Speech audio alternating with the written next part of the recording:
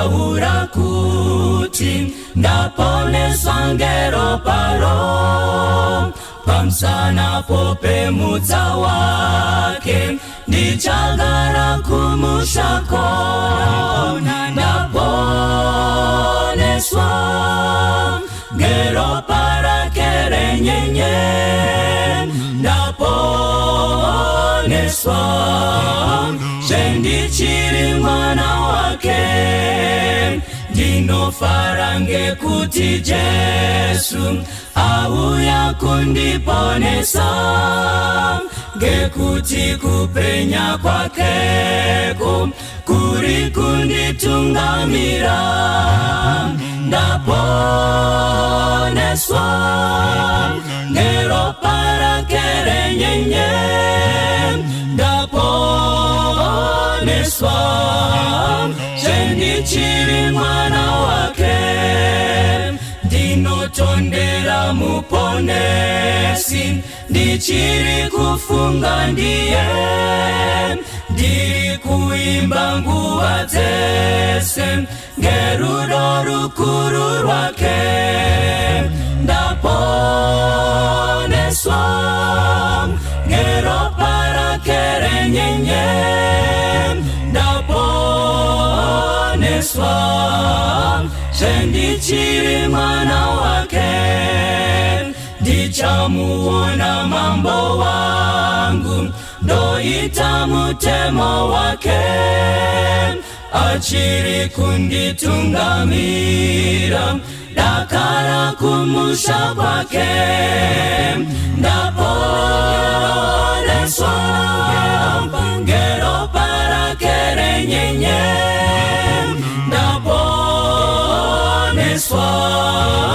sendichiri mwana wake chiripo chiremba kudenga chinondimirira ini tichaenda ngekukasika kumusha wake wotenzi ndaponeswa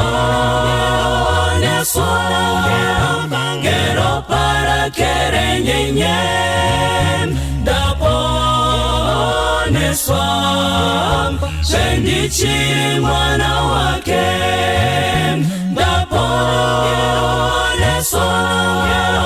ngeropa rake renyenye ndaponeswa sendichiri mwana wake. Kwasai zvakare pachirongwa chino chepadare tichivimba kuti muri kukomborerwa muchizipigwa kubva mangwanani kusvika panguva the wise men from the east. Tisatapinda munyaya iripo muzuva ranhasi regai tikumbirire coach mufundisi Pastor Ngwaru wotivhurira nemunamato. Ngatinamate. Baba muri kudenga tinokutendai nezuva ranhasi nedare ranhasi. Aiwa tipe ungwaru hunobva kwamuri nenjere tibetsere vazhinji muzita raJesu namata. Amen. Amen. Amen. Regai kwasi. Chuko. Zamaita. Gono. Nyatu. Zamaita. Mairi pano. Muri padhuze adire makadi. Tiriyo. Tiri. Fambeni. Tinotenda gono makarime. Stereke. Vakarime. Zvinobvunzwe. Watitingari matsenze. Tiri kufidha nyika. Tinotenda regai tangire pana coach. Mukwazisa watereri. Coach Ngwaru. Good. Yes. Makadi enyu wadiwa watereri nemi watariri. Ndini wenyu coach Ngwaru. I'm a life coach. I'm a relationship coach. Tinobetserana kuti zvifambo zvakanaka mukati medzimba. Ndotenda nevazhinji wari kuya kuinbox. Ndoda kumhoresa hama dzangu dzandakadzidza nadzo kunyazura. Former students wekunyazura komborerwa imese. Ana Peni Mwazha, ana Niko Makawande muri ikokoko. Ana Nyamugure anani Mwari akukomborei. Wadiwa hama? Ndini muzukuru mukuru wanohoreka. Ndiri muyera shumba Nyamuziwa tajaba Mwari akukomborerei. Amen. Yes. Kazwaiwa tereri Indon Charles N. Makombe. Ndiri umbamba rwenyanguru tendera wanu. Chirima nemuromo, murwa nenyuchi. Mapadza tikapawaranda wari pano. ndoda kukwazisa wese kwa Makombe, ndiri kukwazisa ine mufaro. Ndoda kukwazisa vose vateereri vepachirongwa ichi, wherever you are, ndiri kukukwazisa nhasi. Mwari akukomborera. Ndoda kukukwazisai vateereri vechirongwa chepadare. Zita rangu ndinonzi Coach Ernest Mupunga. Ndinofara wapa chirongwa chino, ndinobva kuBhikita, ndiri muera moyo, ndiri Gono. Nhasi ndoda kumbokwazisa vaera moyo vese vana Gono kwese kwamuri. Ndoda kukwazisai nenzira yakatsanangurika. Ndoda kukwazisawo zvakare mhuri yangu vari munzvimbo dzakasiyana siyana vanoteerera icho chichirongwa zvakanyanya. Ndigorangarirawo zvakare mainini vangu Ruth Chingosho vanombounza machocolate Padare. Musakanga zvakadai. Unombodya. Atomboja. Ndoda kutendai nekutsigira kwamunoita chirongwa, nekutsigira kwamunoita program yedu yechirongwa. Saka Mwari vakuitirei zvakanaka apo. Muchange muchateerera mukati mezuva ranhasi. Amen. Makadini wateereri, ndonzi Tsikada Gardner ndosta rangu, muzukuru wachipunza muera Nyati Parusapi region 42. Nyika yakakomborerwa, nyika inorimwa tsenza. Tikadai nepanyazure paya tikati dzikei pamaoresa apo paserapo ndo pamusha pedu. Ndoda kukwazisa vanhu vose vakakomborwa vanogara panzvimbo iyoyo, vanobva kunzvimbo iyoyo. Mwari akuitirei zvakanaka. May God bless you. Tinotenda. Ndinoitwa Mudoni, ndiri Samaita Maita tisu vanhu wacho tinobva kwaRusape. Ndoda muzora nhasi ndoda kukwazisa vanhu wese vanopindira paMandara Church. Mwari dai aramba achikuitirai zvakanaka. Mandara has become the center of influence mukati medunhu ratinogara. Dai Mwari aramba achikuropafadzai, akuitirai zvikurukuru pamabasa ose amunobata. Musoro dwenyaya nhasi uri kutiwo good moon. Good moon asi Isimbe. Yeah. Good moon. Umuntu lo good. Yeah. Koto hai. Isimbe lei. Mwanonga akazobvunza kuti vamudoni chindevere chavo chiya ndeche paya paya here kana kuti ndeche kutobvawo nacho. Aiwa, ari kutoona kutoti tange yacho inoita. Saka tinoda kutenda. Ndo musoro wenyaya watinawo nhasi yatoda kuti tinge tichitaura pamusoro pezvaedare. Chibata varume vane simbe. Vari good. But dziri simbe. Yeah. Tione kutobeserana sei. Nyati tiverengere nyaya iripo muzora nhasi. Yakati rebei, saka ndichaedza. Ekuti hanzi ndiri mudzimai ane makore 50. Ndakarorwa nemurume ane 57. Murume wangu anoita zveconstruction, but haasi pabasa zvaizvozvi. Ini ndanga ndiri maid, but now I'm working in Botswana. Ndichitsvaka kuraramisawo mhuri nekubatsirana nababa. Baba wakasara kumba nevana. Dambudziko rangu ihombe rakazouya pandakabata kuti murume wangu akuita zvanamarwei kutaura kudai. Zvireva kuti pese pandatumira mari iyoyo inoenda kune zvimwe zvinhu. Uchingonzwa kuti vana havana chavari kunyanya kuwana. Uyezve ma-SMS kana ukangonzwa yapinda iri kutaura nezvemari. Hapana chimwe chinouya pa-SMS. Mabills haasi kubhadharwa, nezvepamba haasi kufamba. It's been 3 years. Now, vana chikoro chiri kunetsa kubhadharwa. Iye anoti haana kana dhora richingwa kana kubatsirana neni pakuendesa vana kuchikoro. Right. Ndaremerwa hama dzangu. Anoti hanzi 2021 ndakatenga stand kumusha. Iye kutiti wake iye akangoenda kamwe chete kundoona nzvimbo iyoyo. Kana kundogadzisa panzvimbo iyoyo haana chaakandibatsira. Ndinotuma vanhu kuti vandobatsirana neni. Iye haana chaanoita panzvimbo iyoyo. Ndakatomboedza kumutsvagira basa kuno kuBotswana, but hazvina kufamba zvakanaka. My husband is a narcissist, but vanhu kunzoko vanongoona kunge zviri right. Iye muparidzi nemunhu mukuru mukati mesociety, asi kumba tapfidza nekuti Isimbe. Good munhu panze asi Isimbe. Wow. Ndiyo nyaya angodescribe varume vari panapo. Mukadzi angodescribe varume vari panapo. abva apedza nyaya yacho yese yabva yaita aisamaita mutaure nyaya yacho zvakanaka. saka kuda ari kuma 57 ari kuma 50 nyati ari kuma 57 aisi utapedza Sandasvika. Asi ndiri good moon. tinotenda regai tiverengero vhesi gonoti mune vhesi zviya. Yes, ndinayo pano. Kuna Proverbs chapter 6 tinoverenga kubva pavhesi ya6 just 2 or 3 verses. Inoti yo go to the end, thou sluggard, consider her ways and be wise, which having no guide, overseer or ruler, provided her meat in the summer, and gathered her food in the harvest. How long wilt thou sleep, O sluggard? When wilt thou arise out of thy sleep? Yet a little sleep, a little slumber, a little folding of the hands to sleep. Yobva enderera mberi echiti inounza urombo. It brings about poverty. Ndo vhesi yedu iyi. Thank you very much. Regai tinzwe I know kuti murume uyo anogona kungere kwamutoko saka totanga nevanhu. maonero angu Actually ndio kwa mtoko. Uri kukanganisa. Kaonero kangu chaiko chaiko. Ndio kwa maoresa. Ukangoti bhepa nyazura moti pa maoresa. Pakona. Ndio kwa anopa. Region 42. Region nyika nyoro. Kuri Mazenza. All right, wadio watereri. Tsamba rakanyorwa nemweya mutsvene riri kutisira pachena chaipo. Kuti pane zvatingadzidze kubva kutupukanana nemhuka.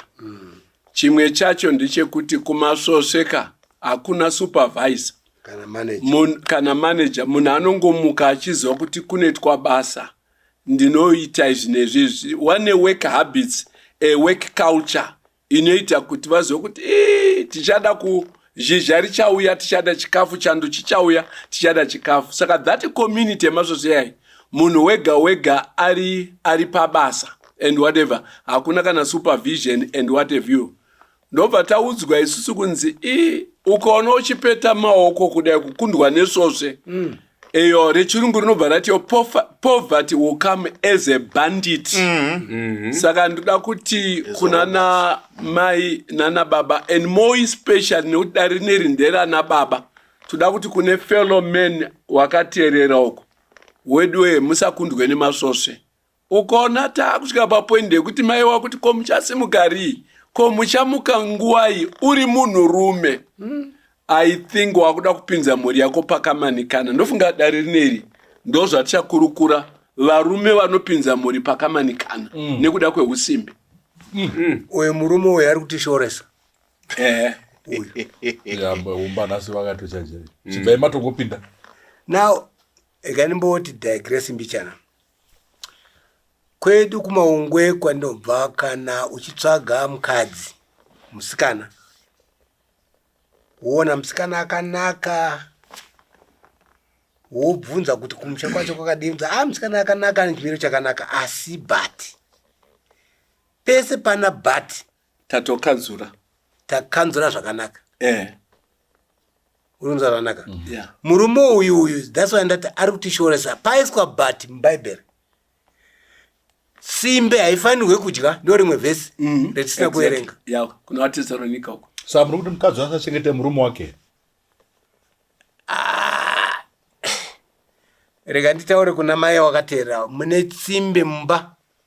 Itaurire kuti muka ukaramba wakarara ndaakusiya. Maroto warambanisa kasi. Makuda kurambanisa kasi. Aiwa, kumusiya kusamuchenge. Akatomusiya akaenda kuzokwenyika. Aiwa, handiko kusiya. Ari kumubatsira. Ari kumubatsira ka asati asiya. Mai kana uyu ari kudya mari yevana. Iri kubva kuBotswana. Iri kubva yemuri kutambura muriko ku foreign land. Tsvagai mumwe akawimbika wamunotumira kuti aite zvinhu zvamuda kuti zvifambe. Okay. Iye musamutumire kana send. Don't send money kusimbe iyi. Unototumira kuwana beti. ndofunga okay kuvhurirawo pfungwa yangu panyaya yataverenga mukati mezuva ranhasi. Ndoda kutanga ndichiti inini toda kutenda kuna mai vanyora tsamba nekuti dambudziko irori harisi renyu mega. Kune vazhinji vana baba vakomana vanhu vakuru 57 years haasi mwana mudiki atova munhu mukuru akutoenda kuretirement. Bhaibheri robva raisa pachena kuti iwe Simbe haufanirwi kupiwa zvekudya anozvita yasati ashanda.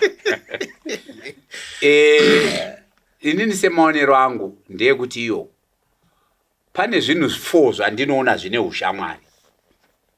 Chekutanga, ukaita Simbe uchanyepa, uchaba, uye uchaita zvisina maturo. Nekuti nemhaka yendiri kuti zvine ukama ndechekuti dumbu, muromo nedumbu hazvina usimbe. Muromo unoda kudya, dumbu rinoda kutambira zvekudya, that's for sure. Nzara yaruma ndo panoita kuti ube. That's why akushandisa mari yevana yeschool fees, mari yekuti vadevelope vagadzirira mangwana akuishandisa nhasi. Chechitatu chinozotevera ipapo ndezvekuti unonyepa. And chechina nekuti pfungwa dzako hadzisi kushanda, you are not busy. Wakuguma wakuita zvisina maturo, akunzi akuita zvana marwei. Chatova chifambika ichi. Kwakutobuda mumba achisiya mukadzi ari kuriritira mhuri, iye akutoita hake zvekunakirwa. Saka ndinoona sekuti maonero angu, this is a disease inofanirwa kunge ichibviswa pakati pevanhu, varume nevakadzi included. Thank you. Nyati. Ndatoda kuti nditange ndichingoti I think kuti mumba makutoratidza ma symptoms of an upset social structure. Mai vanenge vatoona kuti ndikaramba ndakangopeta maoko apa kapa tinofa tese. Tinopetwa tese. Vakaramba vakapeta maoko ari kutoona kuti mhuri yese inotopetwa yese. And I want to applaud Maya and applaud women who go out of their way to try to make things happen. And I'm also quite happy. Nema nyora vaita kuti she still recognizes, though of course Baba is abdicated his role as a mutungamiri wemba, but she still recognizes him as a partner. That's where the pain is coming from. Kuti mungu wangu wandendi kufungira kuti kuenda kwandakaita ndichiti ndikundobatsirana naye, I was also thinking kuti he likewise was also exerting himself equally kumba kuti panoya mari idzobatanzwa woita something. I'm worried kuti at 57 and at 50 this couple with kids vasara nevana, who generally toti munhu anosara nevana plays a role model role yekubatsira vana pakukura, nekuti vana vanotaurirwawo nemashoko but they learn more nekuona. Munhu acho asara nevana manje pakatoipa because anooneka kuti haana desire to go out there and to try to make things happen. It's one thing to then say kuti anzi vari muconstruction kureva kuti he has a skill, he has an ability, but the concern is kuti he is not even concerned about looking for work that can then help him to develop. Parikuva kwa kumba kumusha, he is in construction. One would have thought kuti ndo pacho pakudiwa kama construction yacho. Iwo what does he do? He gets the money. Instead of varatidze mai kuti ndakaenda kuchikoro ndakaita zvinizvi, vari kutorowa mari iyoyo, and the only money that he saves is for the next SMS. I think pane problem ipapo. But pane word yanzi gudu munhu. Yes. Apa gudu ari kuda kuapply pane zvipi, nekuti tambotarisa the negative side, one side of the coin. Maybe toda kuonawo zveugudu hwacho, so that kana tichibata nyaya ibate takai. Munyora ari kuti vanhu vari kunze vanoona kuti munhu gudu. Muparidzi anoratidzika kunze kuti good but mumba pakaipa. So we murume uyu ane demoni usada kushanda watanga demoni kusada kushanda oya demoni arishandi baba but can I mademoni anoshanda yeah, but iri rake iri arishandi manje kune rimwe redona kune rimwe rekuda kuzvakanaka kune uyane risingadi kushanda Alright. laziness Alright. at 57 Alright. unodyei Okay. Matasuwa maita kuti ndinyatika. ai hama yacho Ndachida kuti kungoti this man ngatitariseiwo imwe engo. Ndoda kutsvaka iripo. Ndoda kuzoona imwe. He preaches. Chinonzi Isimbe chiya. Anoparidza pamwe anotoita zvemabhuku achifamba literature evangelism ari kufocus on ministry. No, he preaches zvekuti the community and church vanhu vari community vanoti this man is a good man. Ari kupuwa mari here uku ava wana kocha vari kupuwa mari haiti mahara manizvo zvakanaka uyo ari kuparidza zvekuchechi zvisina mari guest speaker mbo wachikafu guest speaker uyu ikatitaure fair kuchikafu chinodyiwa nevana vari kumberi murume uyu mai wataura wedhi rakanaka rekuti isimbe simbe haifaniri kudya. Now how can you be looked after by a wife zvofamba sei murume you wanted to say how can you be looked after by a woman tingapindura question by a woman yes waripo how look zviripo zvekuti madzimai anogona kutichengeta it's what I mean iwe uchitawo something it's what I mean not kubva kwakupe bible rabva usapete maoko ndio zvataurwa uyu murume akapeta maoko rega ndiye pana coach wapo pabvunzwa kunzi usimbe chi I think ndo question atoda kuti tipindura nditi usimbe chi I think wari kuti usimbe kana kuti a lazy person I think rinonzwisisikwa maybe murunharaunda or munemwe particular context. Kuna mai ava kana vachiti murume wangu Isimbe Isimbe it's not Isimbe Isimbe rega tingoti nechirungu is a lazy person right vari kutaura especially on household chores kuti kana zvauya zvepamumba kuchengeta vana kuti vana vaona chikafu he is not participating kuti plot yatakatenga uko ichindowakwa itariswe he is not going there chaakuita ndechekudzingirirana nana marwei ndechekuenda kumakrusade ekuchurch and what have you are you getting the point but where life matters where toda survival as a family he is not participating instead mari andiri kushanda kuBotswana uko kana yauya haichaende kuschool fees kuna marwei mari andati ngaende kumunda kuna namarwei ndosaka mai vari kuti aini ndapererwa ini kuitawo here uku saka I think answering the question yekuti Isimbe mudzimai uyu ari kuona tsimbe in terms of this man is not participating in the livelihood of the family ndatichida kutotiwo zvangu kuti kana ari muparidzi muparidzi anofanirwa kuverenga bhaibheri ka bhaibheri rinoti zvine mazuva matanhatu unofanirwa kuita sei kushanda labor ndo zvinotaura bhaibheri so ugoodman hwake hwandiri kuona huri kuonekwa nevanhu vekunze ndewekungova munhu ari sociable ari kupfekedzwa nemudzimai ari kufidwa nemudzimai ari kuzoshandisa futi that aspect kuti kuparidza kwake manje hakuchina simba kana chokwadi chikabuda pachena because ari kuputirwa ari kukavwa nemudzimai ndosaka umwe mutauri amboti ngarege kumupa mari yacho ngarege kumupa zvekudya ngarege kumupa zvekupfeka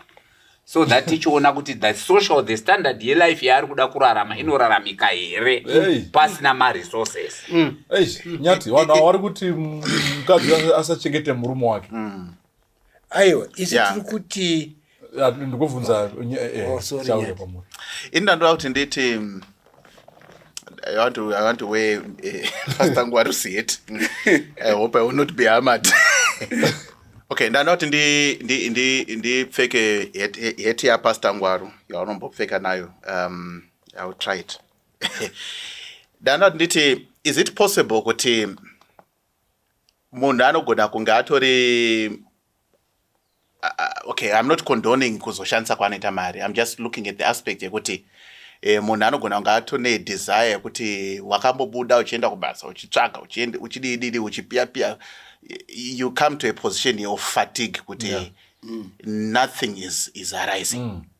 I've tried everything, and is it possible that men can have that fatigue?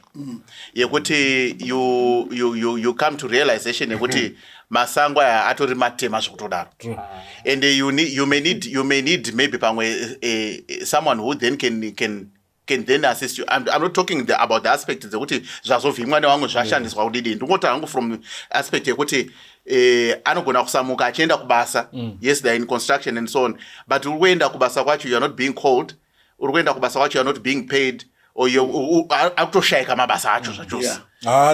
Unogona azviite here kuti munhu anogona kusvika pakutoora moyo. And muno muZimbabwe I know a lot of men who have worried moyo. Some were accountants, some were managers, and some were these good jobs. My offices have closed, and the people have been looking for this work, and for some reason, look, nothing is working. Thank you so much, Nyat. You have spoken like a Zimbabwean. So I don't know. I know the motivation. But is that not also another side? Yes. To look at life, the life of a man. Yeah. Can I add to what you said? Yes, just to add. So that gono apinda. Gono zopinda. Coach Mpunga. Ndoda kusupportana na Nyati.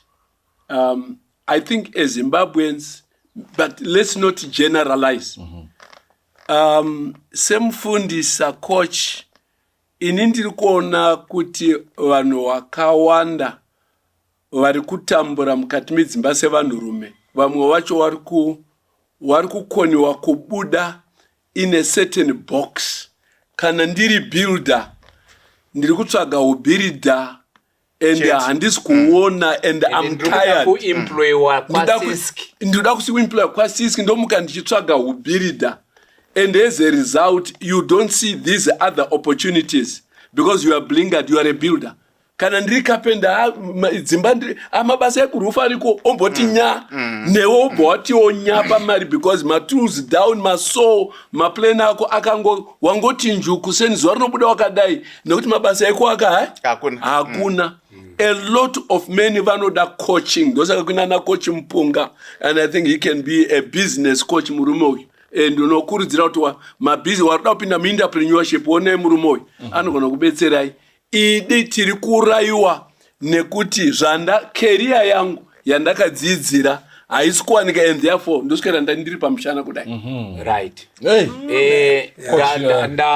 So let's help them to think differently, these guys, than to condemn them. Thank you very much. Regaiti ndipindurewo ndichidai. Situation inogona kunge iri zvairi. Asi chinokosha pamunhu ndechekuti tora reality. Ngatimbotora in its total context sezvataurwa mutsamba. Tiri kuona recklessness panyaya yekushandiswa kwemari shoma yacho iyoyo. Dai anga ari munhu anoti okay fine, handigoni kuvaka, handisi kuwana mabasa ekuvaka, mai vanditumira mari, ndotenga trowel, ndotenga prangamanzi, ndotenga chakati. Kumusha ikoko ndakutanga kundoita tumabasa twekufikisa madhoo, twekufikisa zvirugu zvehuku, chekuvaka this and that. Watova nepekutangira. So ndiri kutaura hangu kuti pfungwa dzedu ngadzirege kubva dzavharika nesituation yekuti because we have been in this situation. Kana murume uyu aine 57 years hazvina kutanga nhasi. Situation haina kungouya kungomuka all of a sudden sepaita hondo zvokuti vanhu vatoshaya mabasa, vatoshaya kwekuenda, vatoshaya zvekuita. It has been like that going gradually. Zvichingodaro even kudiaspora ikoko kuri kunzi namai ndakaenda, haungondosvika uchiita zvekumhanyirwa kuti uye tikupe basa iri, uye tikupe vanotojingirisa, pamwe vanofamba, pamwe vanoshanda usiku, pamwe vanoshanda 24 hours zvichingodaro. Saka chekutanga chaningada kutaura panyaya yedu iyi ndeyekuti yes, zvinogona kuti unete asi hauneti zvachose. Unozorora kana uri kumhanya unozorora. Wazorora kuti regai ndisimudzire nekuti rwendo ruri kupi ruri mberi. Mai vangu vanga vaine tsumo yekuti iyo kana uchida zvako kuti uite unyombe unobvumirwa, asi bvisa muromo nedumbu. Ena hapana anokubvunza kuti muka tinokumutsirei. Saka iwewe kana wangoziva kuti une ma-responsibilities, ndo patiri kutaura tichiti savarume sana baba. That mentality, that mindset ngainge iri matiri. Okay. That fighting mentality yekuti yes zvinhu zvaoma, but I can't give up. Hapana here patinogona kuti inini mukadzi wangu izvi ndiye anozvigona izvi zvekushanda. Mukadzi wangu is a hustler. My wife is a hustler. Ini ndodi zvekuda kuenda kunze kwenyika achishanda aiye anozvigona. Anditika inini handizvikwanisi. Saka ndodi. Anditika saka iwewe chiita. Inini hangu ndosara nevana. Namarwei. Anditika stay at home dad. Yes, stay at home dad. I'm sorry. Of course he has challenges and so on. Hapana here pekuti munhu asvikawo pakuti you know what, inini zvinoita muka ina handizvikwanise iye ndiye. I'm sorry. Ndiye anokwanisa kuita izvo zvo. I'm sorry. Saka ngaaite. Muri yorarama. This man is This man is reckless. This man akagarwa nemweya usina kunaka. Ndo saka arudya mari yechikoro, ndo saka ari in fact mudzimai atoti kwada kwachikuda kuwakwa iye ndiye builder. Get my point. He is not doing that. Muno muZimbabwe muno muri kuwakwa baba. Atiri kunyeperana. Apa pana pari kuwakwa apa. Alright. Apa pakadoma patira waruda 1000 people. Uko muzarabani waruda 1000 people. Mabilita. Whether builder or what, but at least waruda one. Get the point. You know chataro. Yeah, you know chataro zendo gonande is wokupa isos. Let me tell you, every corner ye muno muZimbabwe muri kuwakwa. Migwagwa wo tronzo wati rugatu. Haukatadzi kungoti ndauyawo ndinoda kubata foshoro. Hakuna zvakadaro ende uchibataro. This man ane demoni risingabatsiri mhuri yake. A spirit. Haungataura kuti iye zvinezvi nekuwaka kuri kuita kwese uko. Wotaura kuti inini ndakagara. Aiwa. Inini nda 84 but ndiri kujingiritsa. Inini panapa. Ndiri 84. Ndiritori nevana vanondisapota. Iye asati ane vana vanomusapota. Ini ndine vana vanomusapota. But ndiri kujingirisa baba. Kujingirisa. Ndichiwana mari. Ivo ndakagara panapa ndotowana mari. Unzana. Saka murume uyu is so careless. Andikutaura kuti ari careless, let me put that one. Okay. Isimbe. Okay. Pfungwa dzake hadzina kutatamuka. Get my point. Warume wataura kuti look guys, at 57 hausatombosvika futi paretirement age. Inde paretirement age, iwe paretirement age. But urujingirisa. Why usikagari kumba? So what makes him a good man as far as you are concerned? Ndokuvudza kuti isaka imimi, alright, society iri kuona kuti he is a good man, fine. Pane zvipi? Zvairi kuona. Imimi as far as you are concerned. Nekuita evangelism. Imimi as far as you are concerned, ane demon ane chichi. Saka how does he move from demon chichi to become a good man as far as you are concerned? Demon wendiri kutaura ndewekuti haadi kushanda. Kuparidza anogona kuparidza, hapana chakamboipa. But hauparidzi uine nzara ka. Kuparidza hakusi kushanda. Ari kupuwa mari here. Asanoverenga kaBhaibheri. Ndati ari kupuwa mari here yekufidha mhuri. Saka imimi good man ndokuti afide mhuri anditi. A good man must leave heritage. Must feed his family. Bible over that a good man anosiya chizhe. Inheritance. Naka kunywa mhuri yake. Iye achasiya chi uyu murume. Maconverts.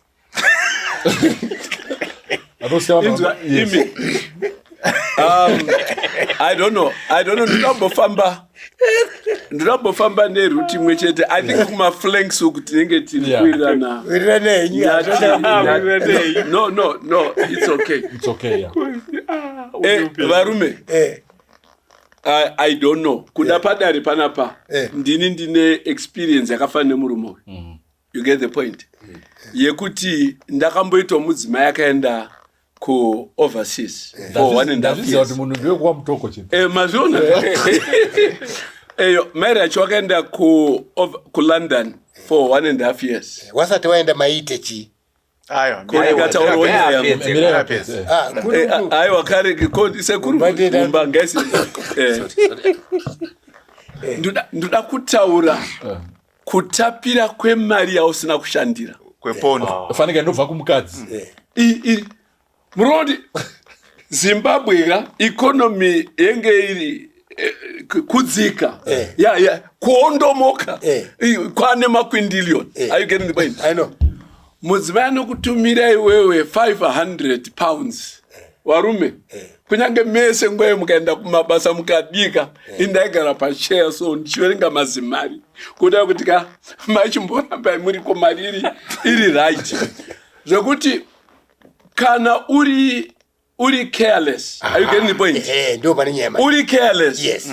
You may be content nemari iri kubva ku diaspora ukakanganwa kuti kunofanirwa kushandiwa. Correct. So this guy may actually abvutirwa the responsibility yekutsvaga mari because mari iri kuya in the silver platter and inotapira and the problem now yakushewana namarwei and the woman ari kusenza ku outside dog is like now instead of kusenzera vana vake akusenzera but otherwise I want to kuti idi vanhu vane madzimai vari overseas it's I think it's a WhatsApp group inoda kumbopiwa advice not so much to attack them but to understand that look, much as you receive money from outside you still have a responsibility yekushanda.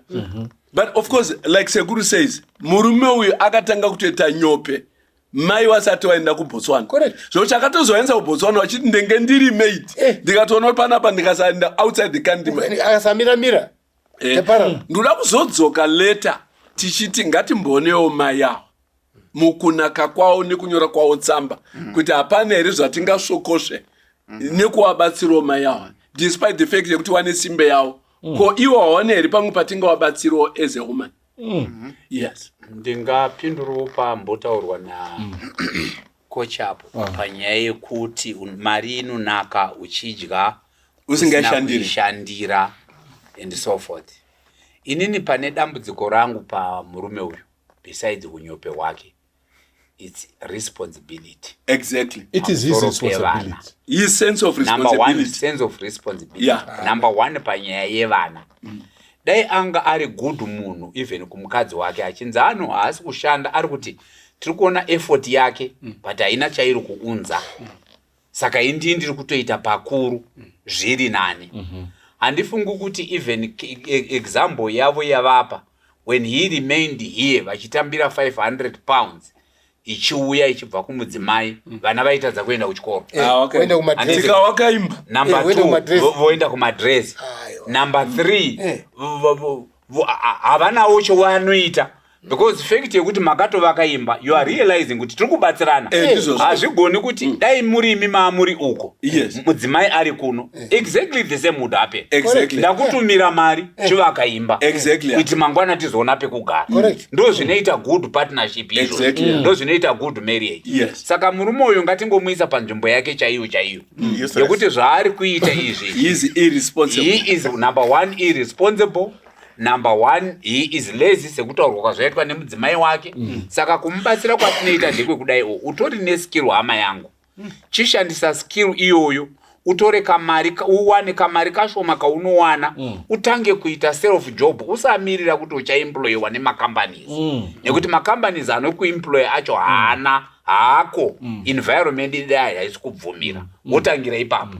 Number 2 chisiyawo nyaya yekuregedza vana vasingaendi kuchikoro uri kutokuvadza vana vako. Chechitatu kana uri muparidzi be sincere haikuna kuita muparidzi wefeki because uparidzi hwako hukaenderana nemadress ipapo toda kuti tipaite highlight especially tiri kutaura naana baba because once you do that inini I get very concerned about the generation to come vana vanodzidzei ndiwe parent wasara nevana vanokuona nhasi kwauya esnat auya pamba mangwana kwauya Joyce auya pamba kuswera mangwana kwauya Maria. What are you teaching your own children? Kana mchita anoparidza chichi anobhilivha ibaba achiita zvakadai masama mataura gono, do they exist? Alright. Hanzi akati hanzi ndakamutsvagira basa kwandinoshanda akaramba kuuya akati haadi kuenda. Zvakandirwadza apa ndini ndinoita zvose pamba iye achiramba basa. Ari kutoriramba ritori because ana marweyonenda sekuzora kwacho. Because ana new community kawo.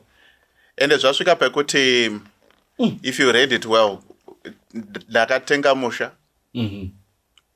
Takatenga edu musha, but ndakatenga musha. I think that's the underlining statement there. Mai vari kuti takatenga edu, but she actually means kuti ndakatenga, because she's saying kuti haana kana kuzomboenda, ndaitumira mari kuti kuvakwe haana kuzomboenda. Saka yeah, and build.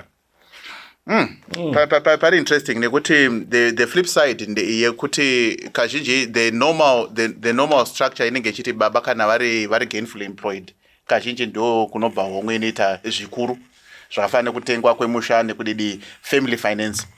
Madynamics ari apa ari kuratidza kuti mai vane expectation yekuti the least that you can do even if you are not employed is at least be interested in nezvatiri kuvaka together as a family. Yeah, saka I think kuti maybe pane pari kuratidza kuti baba, whatever is going through his mind and whatever he's experienced, he has gone too far to the extent that he is actually forgetting his role mukati member musababa sa husband, and also as the person who's supposed to be then facilitating. Mai ava kuenda kwakaita ndanboda kutaura hangu pamwe muri kutaura mufundisi, but that's what maybe pamwe ndikakuisa pa on a tangent. Now nditi they had sat together as a family and said kuti nzara yapinda mumba, how do we fix nzara? Mama, for now munogona kuti mudai ini ndichasara ndichidai. Saka that solution seemed to be working, but ichishanda kudaro, the idea was not to remove the responsibility yekuchengetwa kwemhuri nekutsvagira kwemhuri chikafu from baba. Kwekuti for now, how do we solve patapinda apa ende mai vanga vaendako, but pakutoita kunge zifi yanga yatwa payment. And we are now seeing now mama taking my steps ahead. She's bought a place, she's building a place, and the baba very soon his role as a husband will be quickly diminished to the extent that hapana chagona kuzotara pakupedzisira, because zvizhinji zviri kuitwa namai in terms of development, in terms of looking after the family, she is effectively become the husband and the wife. Maya baba wangu a passenger. Ndikatari na pastor na coach ngwaru pana anzi he is a narcissist. Anditika vanhu anoita sekunge zvose zviri right, asi kana tiri kumba ndanzwa nekutukwa zvose nevana, ndinopomerwa zvandisina kuita nguva dzose zvekuti ndaakutotya even kutodzoka because ndikangoya kunoku. Saka haisi nyaya yekuvhara here, kuvhara behavior neusimbe. What is a narcissist? Unovhara neizvozvo. And then what is a narcissist? Thanks for the question. A narcissist ka wadiwa hama munhu ari kubva aita micro manage another adult as if another adult is a kid. Munhu yeye uyo ari over controlling, munhu yeye ari manipulative, munhu yeye ane deceit, anogona kuita mix and match zvinhu zvekuti ane a way yekupukunyuka kana kuda kutiza kubva pa responsibility. One of those things about narcissists is they don't feel your feelings. Correct. Ukatochema ndo zvekutowafadza, ukarwadziwa ndo zvekutowafadza. It's like they are controlling your happiness. Your happiness is in their hands. They can give it to you, they can take it away.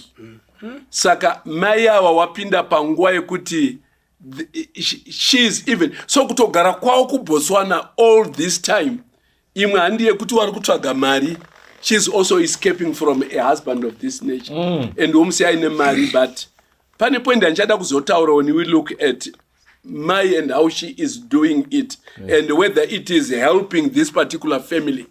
But this particular person is destroying his own home, is destroying his children, is destroying his equity, is destroying his marriage and everything else.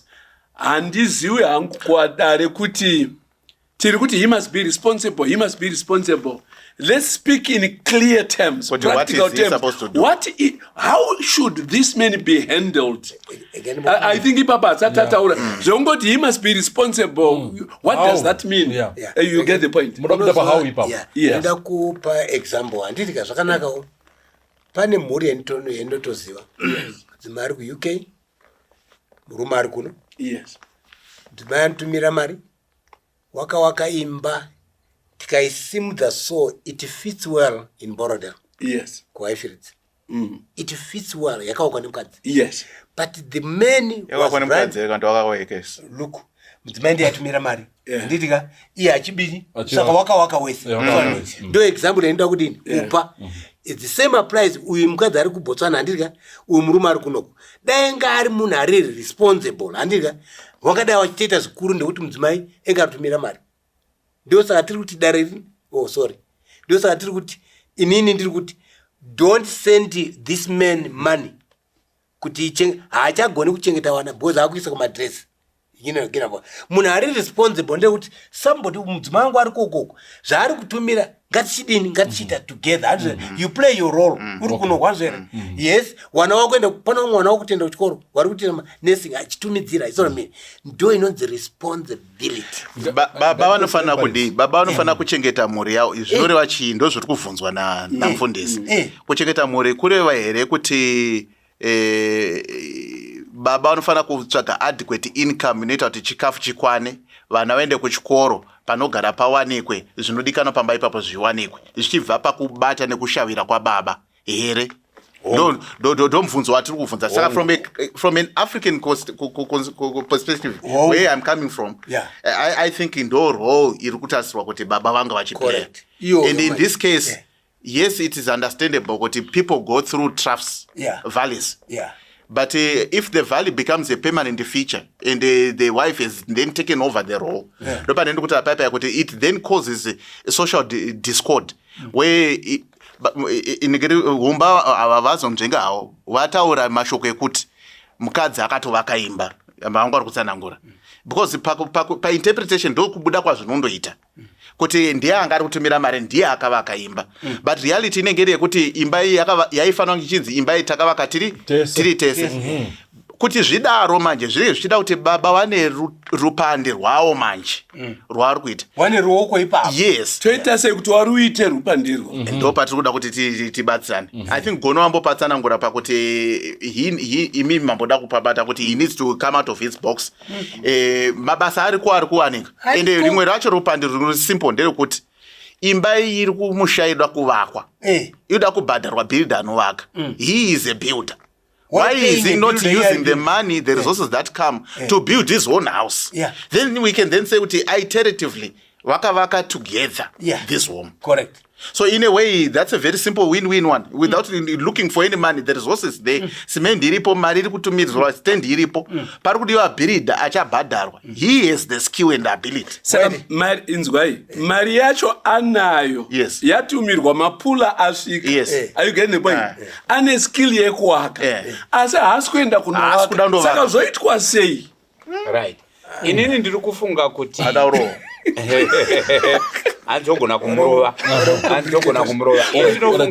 Inofunga kuti nzira inogona kutoshandiswa pamurume uyu ndeye kutoti ogarwa naye pasi otaurwa naye obatsirwa dare riri kutomutaurira izvozvi ari kuteera pamwe ndimai iye atori kunana marwei kana ari kunana marwei then ane hama dzake oka dzinogona kumubatsira kuti ataurwe naye ko pastor wake pastor wake ari kundoparidza otaurwa naye shamwari yangu conference wedu uyu ane nungo ari kunzika good man. The conference is worried. Saka I think mai sekuita kwavaita uko vanoti ivo yaberekera pane vanhu iri kuti itandwembwa vatotaura pachena I think isu tichavabata kana kuti tichavafonera tinogona kuti vataurewo nevamwe vanhu vataure navo directly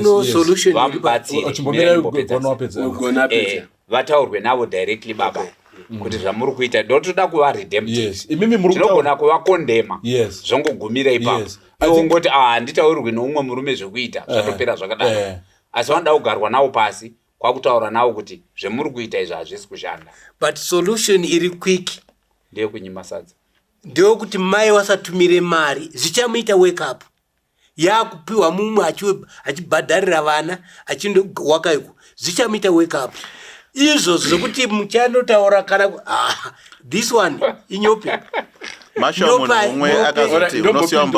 nyope haina zano. Do you know the nyope haina zano ka? Yes. You get my point? Tine nyope kumamisha uko imimi murukuti ndobva kwarisape by the way murukuti mukadzi uya asape murume wake mari inini ka ndiri kutotaura ndakatoshinga kuti vanhu vamwe wese vari kuita izvi kana uine murume ari so irresponsible seuno don't give him money ndo zvazvinobatsira mira zvazvinobatsira ndezvekuti achaita wake up. Iro bhaibheri kana rati nyope musaipa zvekudya handiri mwari vari kutaura uda kuva diplomatic papiro bhaibheri uchitaura kwakasachinji akasachinji kuupenyike wake musamupe mari chete. Okay, musamupe mari right. Wadiwa waterereka ndofunga muri kutotinzwirawo tsitsi nesu wacho isusu iyi panyaya dzatakambobata iyi inonetsai iyi inotinetsei. But I want to borrow from you and borrow from Umba from Gone and possibly kubva kuna Nyati and what have you. Right. Wadiwa watereri Umba wari kutivo kana taita dambudziko rekuti baba was responsible over money. Mari yeschool fees yauya yaenda kuna namarwei, mari yekuwaka yauya yaenda kuna namarwei. Ndoda kusapota netutaurwa naUmba kuti let's cut the supply chain. Correct. Let's supply the supply route must be kana paina birida ari kuwaka imba inini samairega ndobhadhara direct kwa account ya bill ndotumira direct kuna build kana kuchikoro kwevana vana ngavangotumira kuti kuri kudiwa mari yekuti oni pa account yekuchikoro mari yenda kupi kuchikoro yenda direct kune vana kuenda kuchikoro kwevana. Saka I think panyaya yesupply yemari inoda kumanagwa so that baba is not very liquid. Ana marwei ngavangoziva kuti kana takutodya mari yechingwa chewana but bulk yemari yese iyi iri kuenda kuma projects nekwainofanirwa kuenda haichauye through baba. That needs to be dealt with.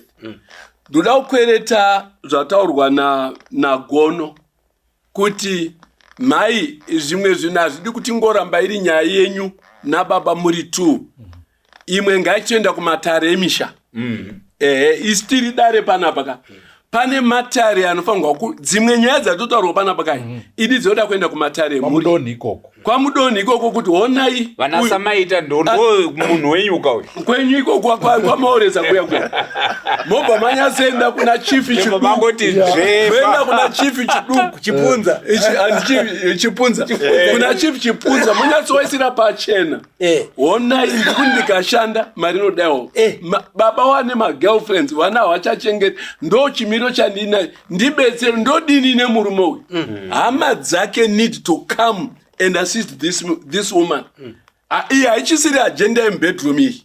It now needs to address the larger clan, the extended family. Wapindiri wabatsire musha.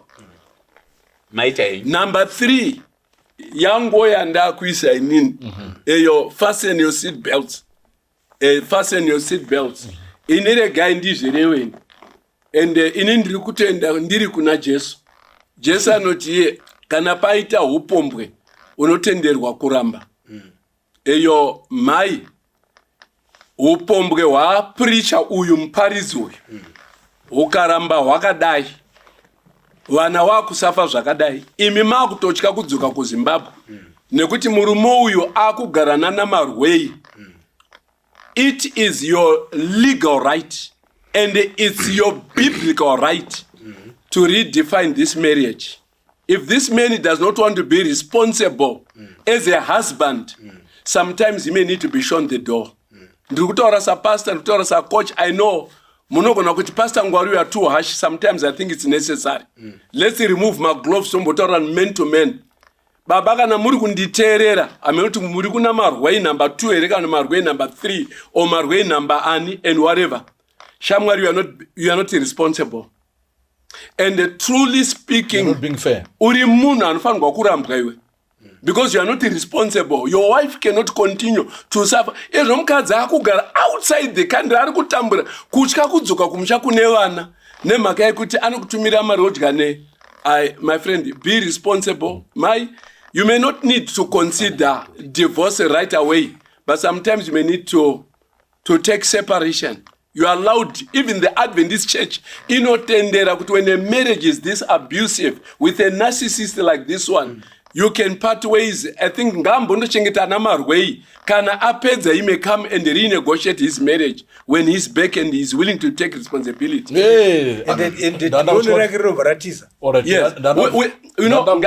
Ngatiregei kutya kutaurira, ndianambotaura baba, ngatiregerei kutya kutaurira varume. Dare rineri nderekuwaka varume. This man is not representing us right. No, he's not. No, he's not. Yeah. Thank you. Ndenda hangu kuna Ronaldo huko. Number 7. That would. Yes. I think what Nambotaura and he's concluding the issue. Nambotaura umbar kutaura fairly the same remark. One singer said it was the wife now. Ainzi mumba munosio wakatemba. Exactly. The fundamentals have gone. Yeah. That keeps him in the home. They've gone. Zero. They've flown away. Yeah. A husband, anohlisa kana ari wakabata imba wakaisunga kudai. Yes. Kana radambuka band rero paipa. One, number 2, mukadzi anogona kunzwira kana wakabehave, but kana wakumudai anogona kufunga zvimwe. And kana afunga zvimwe adzoki zvimwe. Rwetatu, pendi yauri kuonekwa kunze iri kunzi good, iri kushaina. Iri kushaina nekuti pane turi kuuya. Kana twakatwa vanogona kuzoona kuti good is not good. Unogona kuzoimba I'm bad Michael Jackson here. Saka I think what he needs a wake up call, and pari kutaurwa paya kunzi cutting off the supply line inge iri kubva from perspective yekuti once you remove the bread and people go hungry, bells will ring and the people need to do things. He is in comfort zone because someone is looking after him. Exactly. And someone is being I think with him, people who come from abusive relationships, they find it difficult to break out and to start afresh. That's very true. They are afraid of the unknown. Yes, they are afraid of the unknown and they are afraid of starting afresh. But there are some women out there. I'm not necessarily pushing let's break the home, but I'm just saying vanhu vari munzvimbo dzakadaro, you'll be shocked kuti vashoma vanogona kuita cry out loud zvaita mama kunyora tsamba to say kuti I'm coming from a home yakadai so, and vazhinji they are coming from this space. Murume anogona, for all we know, and my ati she was a maid. Can you imagine? To someone who began from being a maid to the extent that akazofunga kuti beyond that I can imagine myself bigger and better elsewhere. Akaenda with that sort of courage and they found themselves. And so I want to say kuna baba kuti what happened to your wife? You have a testimony remember menu. From humble beginnings, she's made it big and she's made it large, and you're living off that. In Mimi, also, you can break out of whatever is happening around you to start again and to start afresh. Go out there, and when you pane verse kuna Proverbs. Noti Isimbe ndo inoti kunze ndo kune shumba. Akuda kubuda kunze kushumba iri kudzowa ovadzokera mukati. and guess what mangwana habude kusika mangwana habude but kune vakabuda panze kune shumba dzaidzwa iko kunana nyamziwa aidzwa they came back with something and the family can live. What he needs to do, and to a lot of men out there, basa rinogona kunge riri kushaka panambotangira paya things may be hard, but a way to begin is break out of that. Start looking after your family. Mudzimai ari kukubatsira, yes ari kukubatsira, but go out there as a man and fight as a man. And as you do that, nyika has a tendency, God has a tendency of blessing those that actually go out to look for the blessing. He blesses those who go out. Yes, he blesses you as you go out. Yeah. I don't know what Wangwano Pawana says. Yes. Thank you. We need to see Kamweka Engo. Thank you very much. Yeah, Ngwando ya TND. Exactly. But Ngonza Engo. But thank you, Nyati, for those points. You have actually given advice to men, and to this man in particular. Yes. Kuti my issues are gadrisa ita zvakati. Thank you for that. We appreciate. Yes. Yeah, ini wadiwa watereri nduda kumboya nekamwe ka Engo kakadaya. Hongu mai wanyora tsamba eyo tanzwa ma issues ari kuwanetsana ari kuwarwadza and what have you. But nduda kutaura not only kwa muri mai, nduda kutaura kune ma marriages ese ari muchimiro cha muri chekuti muri kunze kwenyika, muri kushandira muri and baba wane wanakumba and what have you. Do you know kuti kune chimwe chatinoti isusu unintended consequences. Makambonzwa Mwari achitaura muBhayibheri kuti musanyimana eyo zvitorwa pabonde apa kuti musanyimane bonde nemhaka yekuti mukadaro munogona kupa Satani mukana. Do you know samaita nevadare the complexity nemadambudziko eupenyu hwanhasi aomera muri. Munogona kusolve the economic side yemuri and create a social challenge on the other end. Nokuti baba wasara and muri kuexpect that baba wachawimbika pa 1 year, wachawimbika pa 2 years, indiri kutumira mari baba wachawimbika pa 3 years, baba wachawimbika pa 7 years and what have you. Okay. Varume vanhu venyama. Ukanzwa Mwari achiti musa create a gap panyaya idzi nekuti munovhura dore kuti Satani apinde. Mai ava vari kutaura vasati vaenda kuBotswana havasi kutiudza kuti kune anamarwei, kune magirlfriend, kune chinyi. She goes to Botswana now, kune problem yenarcissism yagara iripo, yagara iripei, but now it's being compounded pakuti now her absence has opened a door, and this man is not managing gap in Amai and is now using it doing these things. This is a warning not only to this family in Amai or Botswana. Dai zvaibvira vana vaMwari. Itaiwo zvakaitwa naMai Raji, mudzimai wangu. She's not an angel, we are not angels. Wakaenda kuLondon eyo wakawana mavisa zvikadini 1.5 years ndiri kutsvaga mavisa zvangu zvikaramba. Mai vaitumira mari zvotakati mai rambai muchitumira mari, but Liza akasvika papoint yekuti Mike, I need to be with you, I need to be with the children. Ndakudzoka kuZimbabwe tizotambura tese, kana tichishaya ngatichaye tese. I think sometimes it becomes necessary kuti zadzise.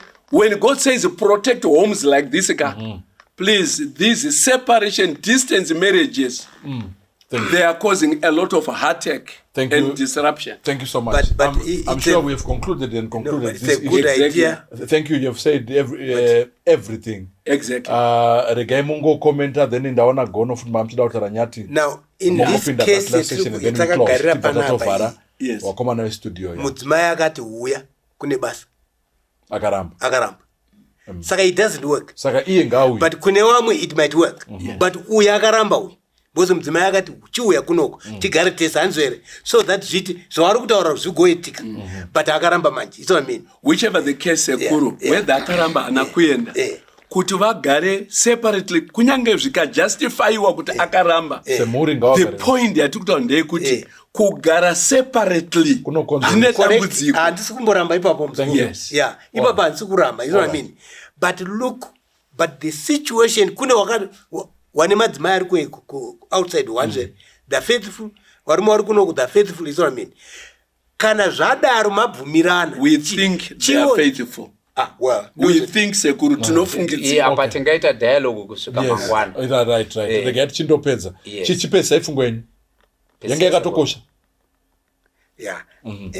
Ndakutaurira mai avo ndizvona. Yes. Mubva mangovhara penyu tibva tapedza. Ini ndoda kuti maiyo zvataurwa napastors kuti kana murume akuita zvemadress munzana madress haana kunanikwa wanhu wakapfeka ndo waakufambidzana nawo mani. That man is now unfaithful. That's what it means. Yeah, exactly. So kana unfaithful zvikaita kuti muzosangana atoone chirwere maybe kudara. Now chimwe chinhu chendazofunga ndakagara panapa wese wachitaura apa. Mai ava wana kusiyana nemunhu akafirwa. But the man is no longer there. He's dead. He's dead. In everything he's dead. Okay, wait a say umba. Just in seconds. Saka umfushira. Wait a say. Wada kubetserwa. Ani manje ada kubetserwa. Maya. Aiwa. Kana wa mai look, the decision ndenyu. Right. Muzodzwa wamwari ataura kuti kana murume unfaithful. Muno decide kuti andichagari nemunhu ari unfaithful. Thank you. Okay. Yeah, toda kutenda mukupedzisira kwangu chandoda kungotaura ndechekuti kune vanhu vanogona kubatsira masituations akadaro. Matova nemhuri iripo by all means the fact yekuti manyora muri kuda kuti marriage yenyu irambe iripo. Saka I think torai all the points that have been considered. Kudzoka kumurume wenyu kana mamuregerera pane zvaari kuita, zvamuri kuona, zvamuri kunzwa kuti ari kuita, kutaura nehama dzemhuri, kutaura nevafundisi vake sezvo ari munhu anofarira zvekuparidza so that mukwanise kumubatsira. Isusu sana baba, I think we have said enough about, don't remain in one spot. Responsibility ndeyako, mwari vakuitire zvakanaka semunhu. Thank you. Nyati. Ndinoda kuti sometimes as a man you fall, but men will rise up again. So yeah, falling zvakatoitika zvakatopfuura. What's important now is to redeem yourself, to dust and to go again. Muchiona takagara kudai, so I think kuti Pastor Ngwari probably amongst ourselves he has a tendency of talking about his experiences, and each one of us is had a valid experience. Yeah. Pane pa takatomboshaya mabasa, pa takatomboshaya mari, utoshaya kuti weiwana kupi. And what has kept some of us going and is knowing kuti there's no one coming. Yeah. Hakuna ari kubva kunze, ndiwe it has to face munhu wacho. Saka mune vana mukoma, mune vana, and vana ava, the best lesson that you can give them and the best gift you can give them is a father who is diligent. A father who can teach my good habits, and the habits are wake up each morning, dress up, go out there and fight again. Hey, yes. Yeah. Thank you. Hey. Ayo, yaro. Ati maita basa tofarira pamwe. Zvaitiwa. Ndiko chero. Ndiko Coach. Coach Sikada. Coach number 3. Yeah. Toda kutenda nenguva yatawana tovimba kuti mabetsereka amai ava tikutaura navo kuinbox tichiona kuti tingabetserane sei panyaya yavari kusangana nayo. Dai Mwari akuchengetai, dai Mwari akuropafadze. Ngatikumbire humba vativhare nemunamato. Ngatinamate. Baba wedu makanaka, muri kumusoro kudenga, tinouya pamberi pechigaro chemutsa wenyu chinokosha, chinoera chitsvene, ndo pachitubu cheupenyu hwese hunoramwa pasi pezuva, ndo panosvika minamato yagadziridzwa namweya mutsvene. Nditenderewo kurangarira mhuri iyi. Baba wedu hamufariri kurambana, ndo chokwadi. Asi chetaakukumbira ndechekuti taurai nababa, taurai namai, mazano ose ekuti imba iyoyi imire aiswa pachena. Tinokutenda kuti maita enyu chindozai zvetataura, kana paine zvimaona zvisina kufanira zvetataura zvibvisei mundangariro. Mazvaitwa zvapera baba wedu, toda kuzonzwa kuti muri iyoyi pane pakugadziswa kwakaitwa. Tine makocha ari pano, ngavatore dambudziko irori wambofamba naro, kana zvichibvira Mwari atikomborere, naJesu akatifira pamuchinjikwa. Amen. Amen. I want to attend. Tutenda samai.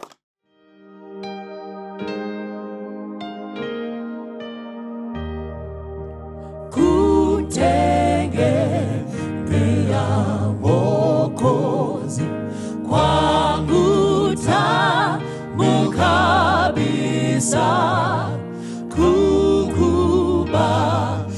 neno lake nina raha moyoni. Yesu, Yesu namwamini, nimemwona thabiti. Yesu, Yesu yu thamani, ahadi zake kweli. Kumtegemea Mwokozi kwangu tamu kabisa, kuamini damu yake nimeoshwa kamili. Yesu, Yesu namwamini, nimemwona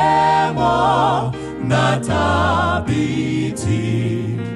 Yesu, Yesu yu thamani, ahadi zake kweli. Kutegemea Mwokozi kwangu tamu kabisa, kwake daima napata uzima na amani. Yesu, Yesu namwamini, nimemwona thabiti. Yesu, Yesu yu thamani, ahadi zake kweli. Nafurahi kwa sababu nimekutegemea. Yesu mpendwa rafiki, uwe nami daima. Yesu, Yesu namwamini, nimemwona thabiti. Yesu, Yesu yu thamani, ahadi zake